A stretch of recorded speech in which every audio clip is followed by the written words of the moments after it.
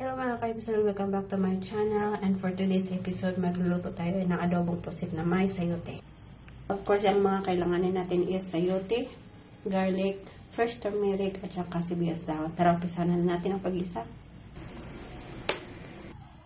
So, ayan, super init na ng ating mantika. Ilunod na natin ating ginger at saka ang garlic. Ngayon naman, isunod natin ang ating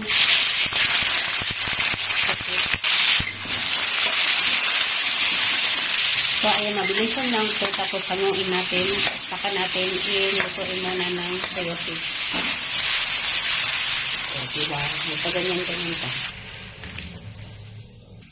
Isinitabi ko muna ang ating pusit kasi lulutuin natin ang ating sayote.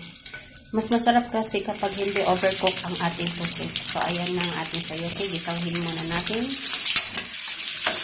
Atakpan lang natin hanggat maging okay na yung ating sayote. Babaan lang natin yung apoy para hindi masunog. So, ganito na ang itsura ng ating sayote. Pwede na natin ilagay ang ating pusit.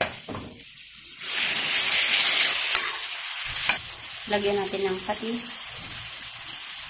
soy sauce, vinegar, chicken granula, black pepper.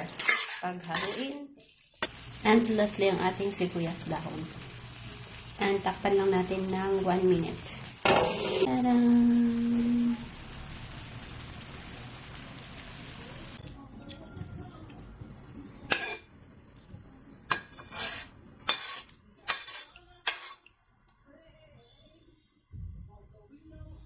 And this is my menu for today. Thank you for watching. Please don't forget to subscribe and hit the notification bell button.